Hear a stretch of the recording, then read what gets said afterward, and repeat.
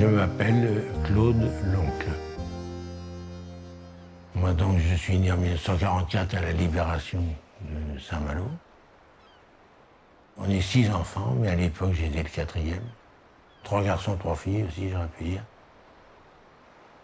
Et c'est vrai que quand on regarde partout où j'ai habité, c'est-à-dire mon enfance, jeune marié, je suis toujours resté dans Saint-Malo, j'ai pas trouvé mieux.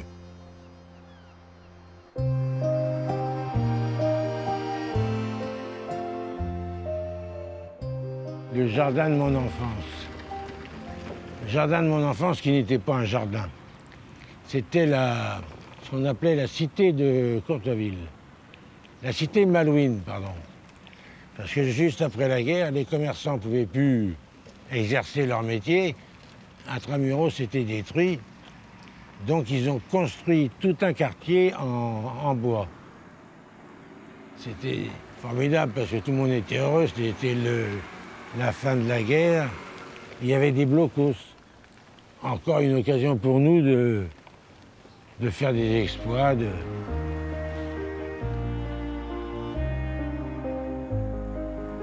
Et après, tout ça, c'est des terrains vagues.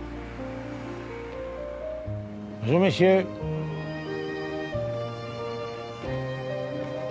Ça existait parce qu'on faisait des couillons sur le toit. Là.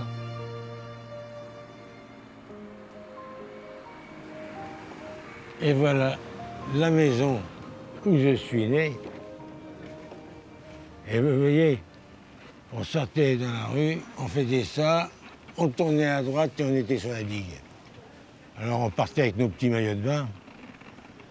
On rentrait le soir avec les maillots de bain pleins de coltard, on se faisait engueuler, mais c'était pas de notre faute. C'était les bateaux qui démazoutaient.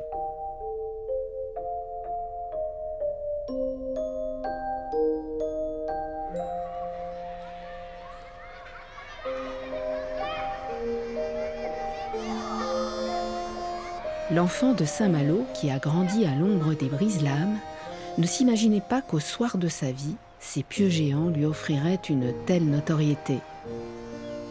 Il a suffi d'une pétition pour que cet ancien industriel de la cité corsaire se retrouve sous les feux de l'actualité. Non. Enfin, la dernière fois que j'ai vu, on était à 1500. Tiens, regarde, c'est là. Maintenant, on est à 1773. C'est pas mal. Tu te souviens d'où on est parti? C'était. On est parti de zéro, de toute façon. Tu voulais écrire une lettre. Oui, voilà. Parce que j'étais chez une de mes sœurs qui habite sur la digue, là, et elle recevait tous ses neveux. D'une quarantaine, 45 ans, etc. Et il y en a un qui rentre dans la pièce, Ouais. qui dit ah ben tiens, dis donc, ils vont enlever les brise-lames, et puis ils seront à vendre, ils vendent aux particuliers. Et ça m'a fait un choc, quoi. Et c'est la première fois que je fais ça, mais j'ai dit non, je peux pas accepter ça, et donc je vais faire un courrier. C'est comme ça que t'es venu, et je me souviens que t'étais en colère, en fait. Ça te touchait et t'étais remonté, quoi. Tu te souviens après ce qui s'est passé?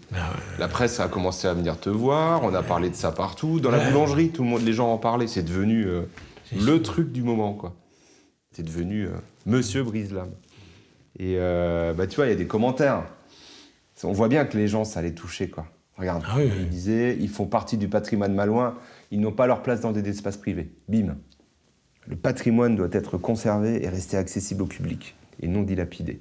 Je ne veux pas que nos brise-lames soient mis dans des jardins privés. Ah, les gens sont... Ah, c'est joli ça, ils sont Saint-Malo. C'est la seule fois, parce que je me suis dit c'est maintenant ou jamais, parce que vu l'âge. Mais avant, le travail, en général, on est le nez dans le guidon. Et puis on cherche à faire son travail le mieux que l'on peut. Mais j'avais pas le temps de... Ouais. Là, ça, plus mon problème de santé, je me suis dit, allez, allons-y. Exactement.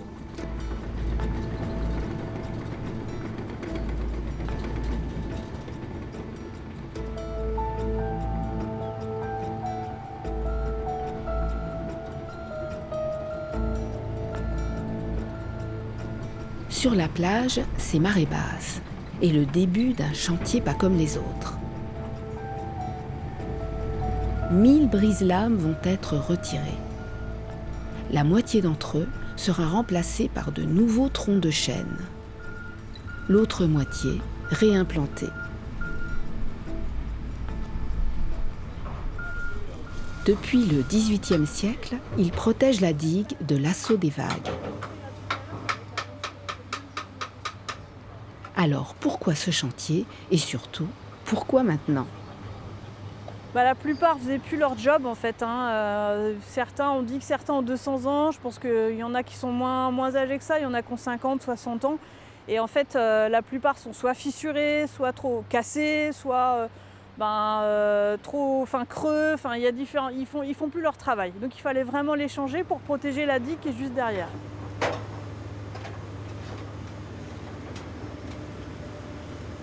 Par contre, en haut niveau sécu, c'est bon.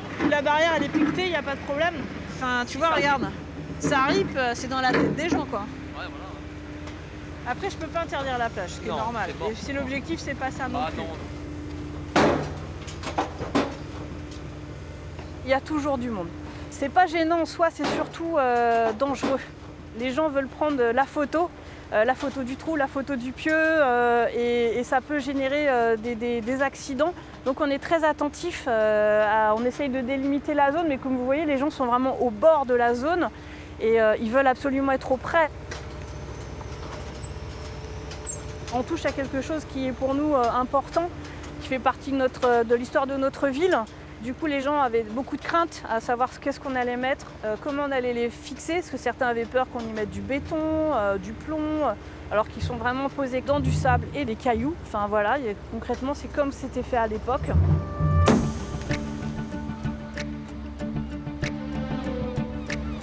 T'as pas une question sur les brise-lames ? La dame, elle sait tout ce qu'il faut savoir sur les brise-lames. J'essaye, je sais pas forcément tout, mais...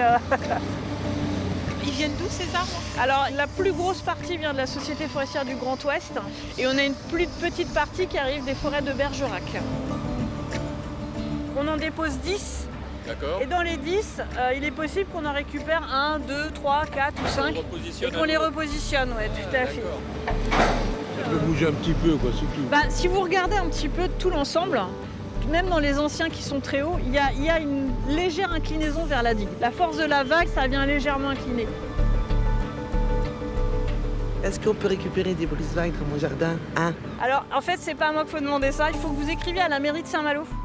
Même si vous en voulez un, ça pèse son poids. Mais non, mais un petit. Oui, mais j'ai des gens qui me disent un petit bout, c'est des petits bouts de 2 mètres. Ces troncs tant convoités ont une histoire. D'où viennent-ils ? Quel âge ont-ils ? Le mystère sera peut-être bientôt levé grâce à une étude scientifique. Au programme, sélection, étiquetage et numérotation des pieux déclassés en fonction des zones et types de bois.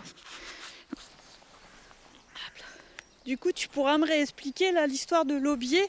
Ouais. Là, tu vois, toute cette partie-là, elle est beaucoup moins dure. C'est cette partie-là qui est aubier. D'accord. Et donc ça, c'est très important pour une datation d'avoir une bonne partie de cet aubier, parce que ça veut dire qu'on a la totalité de la vie de l'arbre. Et donc on part du cœur, ouais, et on va compter le nombre de cernes qu'on va avoir jusqu'à l'aubier. D'accord, ok.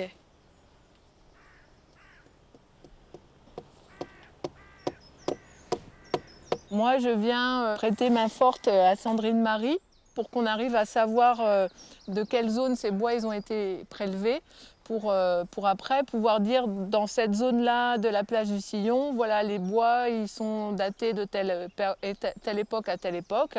Et donc moi, je suis l'archéologue transmetteur, on va dire, transmettrice. Et qui a pu apprendre beaucoup de choses.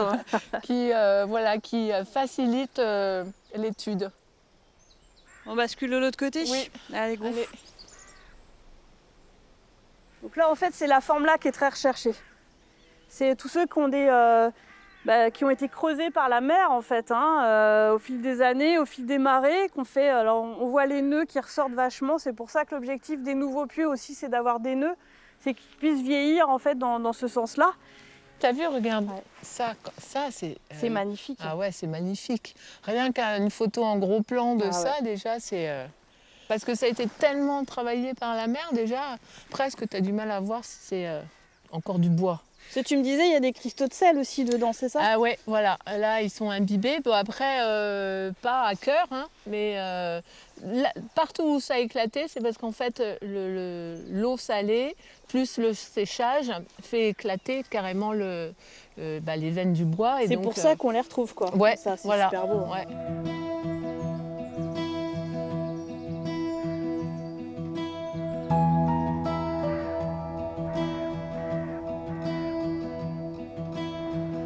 Tandis que le chantier se poursuit, dans la ville fortifiée, le sort des anciens brise-lames continue de déclencher les passions et les rumeurs. Pour éclaircir cette affaire, rien de tel qu'une petite mise au point avec le maire. Quand l'État a décidé d'enlever ces brise-lames, son idée, c'était de les récupérer pour lui, et je vais même aller beaucoup plus loin, pour les détruire. Moi, j'ai dit au ministre de l'économie que je ne souhaitais pas que ces brise-lames soient détruits. Je lui ai dit que c'est un patrimoine des Malouins. Disons que c'est tout récent maintenant, vous avez plein pouvoir. Voilà, ils sont entreposés sur un terrain à Saint-Malo. Il y en a à peu près 500. Maintenant, qu'est-ce qu'on va faire de ceux qui attendent eux-mêmes? Ils me posent la question à chaque fois, hein, que je les vois, ces brise-lames. Vous nous avez promis de nous aider pour une deuxième vie. Alors, est-ce qu'ils vont avoir une deuxième vie? Donc ces brise-lames, moi, mon intention, c'est d'abord de regarder quel usage public nous pouvons en faire. Par exemple, est-ce qu'on peut imaginer des décorations d'espaces publics? Je pense par exemple, et j'imagine, mais rien n'est décidé à ce niveau-là, rien n'est encore décidé, mais j'imagine très bien que sur le rond-point qui accueille à Saint-Malo, en face de l'aquarium, le grand rond-point sablé qui a été dessiné, on pourrait faire une sculpture avec des brise-lames. Mais vraiment, partout où je vais en France, j'arrive en voiture, il y a un premier rond-point où il y a une charrue, où il y a un cheval, où il y a un cochon, où il y a un bateau. Je trouve que c'est pas très original pour Saint-Malo, un rond-point. Après ça, il y a 500 brise-lames. Voilà. On ne va pas planter des brise-lames partout dans tous les lieux publics. J'ai eu surtout des courriers pour me demander à acquérir des brise-lames. C'est ça que... Enfin, j'en ai reçu une centaine à peu près de courriers me demandant. Tous ces courriers ont été enregistrés, ont fait l'objet de réponses accusées-réception. Et maintenant, nous, si vous voulez, nous n'avons pris aucun engagement sur l'utilisation. Comme toutes les familles de Saint-Malo, je suis venu avec ma famille, mes parents, jouer sur cette plage quand j'étais petit. Et c'est vrai que l'on profite des brise-lames. Il y a eu des tas et des tas de jeux qui se sont faits autour de ces brise-lames. Mais plus que jamais, ils ont ce rôle de nous protéger contre les inondations. Nous avons tout un secteur de la ville de Saint-Malo qui est classé en zone inondable.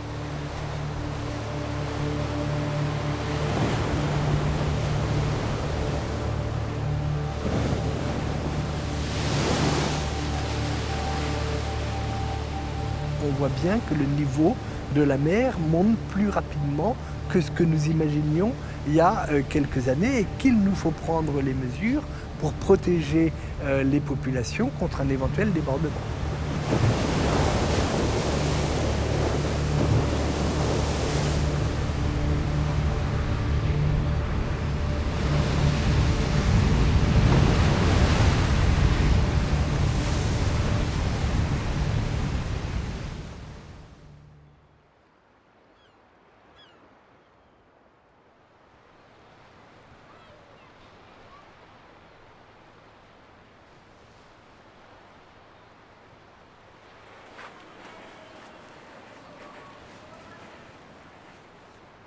Déjà 2 mois de chantier. La saison des tempêtes bat son plein et met à l'épreuve les nouveaux brise-lames. Pour Sandrine et son équipe, ces difficultés s'ajoutent aux exigences des marées. Donc oui, je voulais aborder un point donc, par rapport aux brise-lames qui ont basculé pendant la tempête, la dernière tempête. Donc est-ce qu'il y a eu un suivi pour voir si la situation s'était stabilisée et quelles mesures Quelles mesures sont décidées en fait pour remédier au problème? Nous, on travaille vraiment dans les contraintes de marée, donc en fait, et des forts coefficients, de vent, des choses comme ça, ce qui fait que l'entreprise ne peut pas travailler quand il y a au-dessus de 95. Donc c'est vrai que quand on les a mis en place, le vent s'était levé énormément très fort, avec la marée qui était assez costaud et assez de houle, en fait, assez très fort. Ce qui fait que du coup, ils n'ont pas eu le temps de se mettre en place au niveau de leurs pieds. Et il aurait fallu 1 ou 2 marées plutôt tranquilles pour que tout ça se tasse comme il faut. La marée fait son job en fait. C'est elle qui remet en place les choses, qui vient tasser, c'est elle qui fait le travail. Je pense qu'à l'époque, ils n'avaient pas de machine et ils devaient faire ça comme ça aussi. C'est quel endroit où il y a un trou C'est là. Là, le petit trou là. Ah putain, oui. Ah oui, effectivement, ouais. Puis en fait, c'est le même type de trou que je vais vous montrer tout à l'heure. Donc au final, ne pas le faire là alors qu'on a fait tout ici, ce serait dommage quoi. Bon bah voilà, c'est les aléas du chantier on va dire, mais c'est vrai que du coup, on peut pas laisser ce trou quoi. En fait, la digue elle est directement, c'est direct là sur la mer, c'est pas possible quoi en fait. Donc on va faire le nécessaire.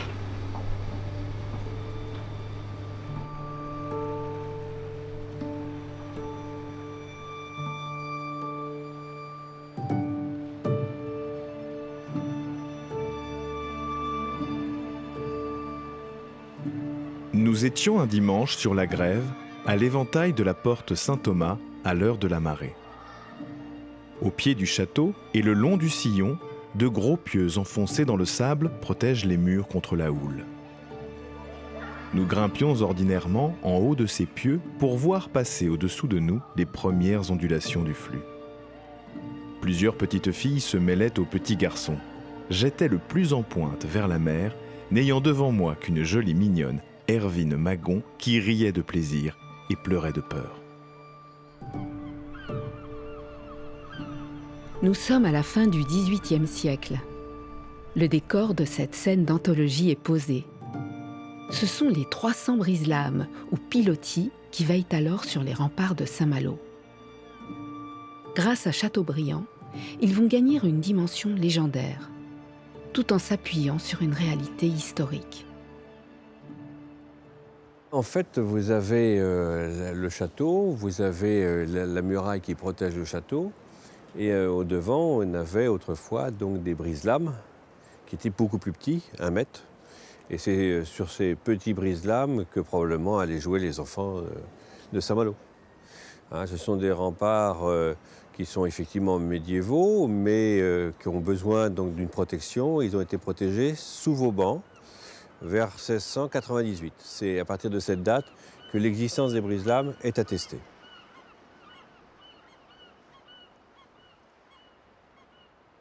Alors Saint-Malo s'appelait à l'origine Saint-Malo de l'île. Tout simplement parce qu'effectivement, c'est une île.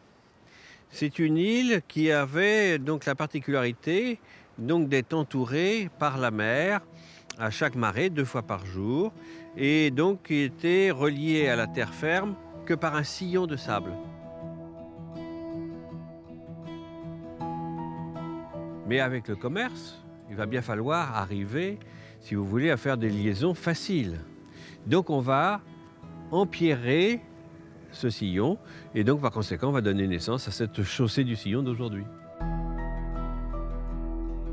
Mais en 1735, toute cette digue-là va être rompue par les grandes tempêtes. Et c'est là où ils vont commencer à réfléchir en disant mais finalement, les brise-lames qu'on a devant le château pourraient être beaucoup plus efficaces si on en mettait aussi sur la digue. Et donc ça va se développer. Et c'est là où en 1825, l'ingénieur des ponts et chaussées Guillaume Robineau de la Pichardaie a décidé d'installer 2600 troncs de chêne au devant de la digue.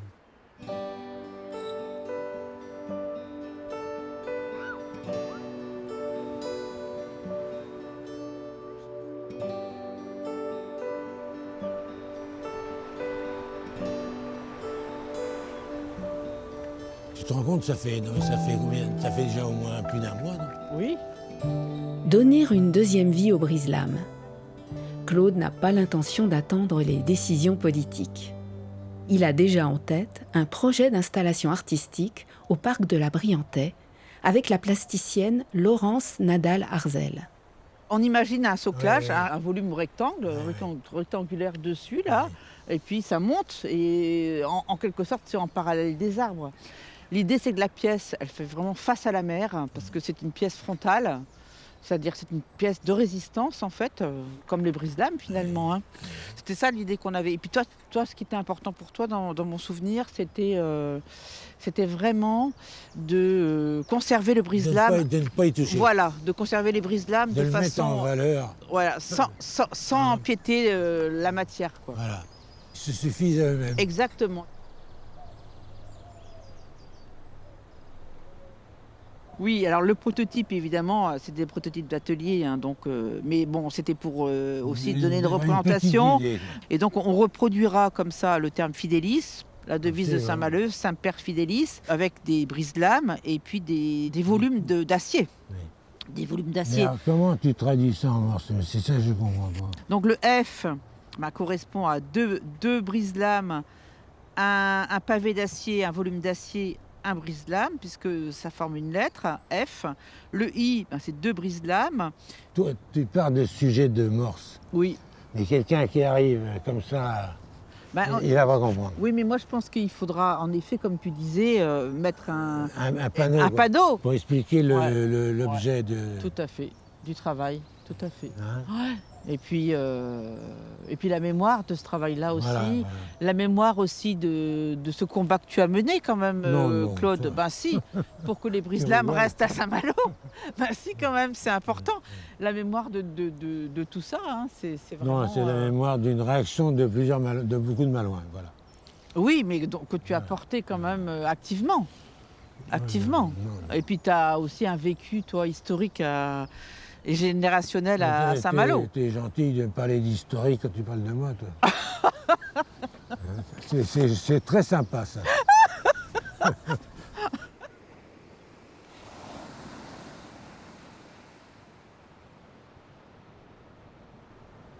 4 mois ont passé. Le chantier touche à sa fin. Malgré les aléas climatiques, les nouveaux brise-lames ont tenu bon et les délais sont respectés. Dernière visite pour Sandrine et son équipe. C'est le grand jour aujourd'hui, c'est la fin. On réceptionne donc le lot numéro 1, qui était la réhabilitation des vieux pieux. Ça devrait bien se passer, enfin, on est tous très confiants en fait.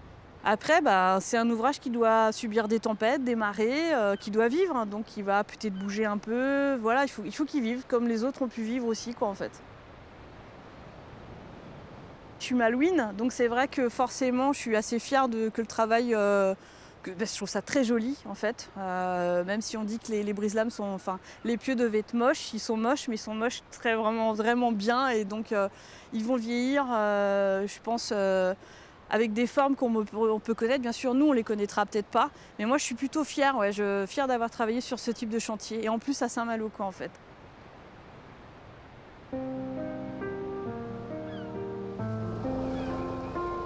Peut-être depuis combien de temps ton bateau, Claude?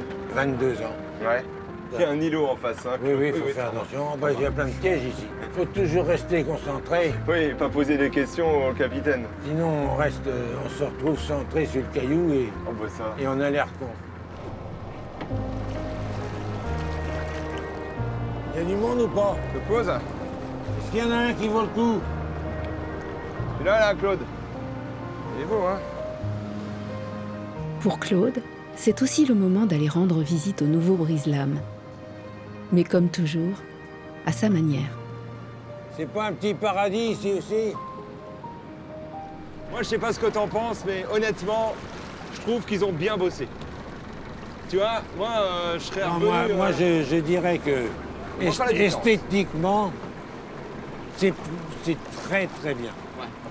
Maintenant, pour dire que les gens ont bien bossé, le problème c'est est-ce qu'ils vont jouer leur rôle comme les autres aussi longtemps? S'ils ont bien bossé, ils vont tenir tout, mais c'est là qu'on aura la réponse.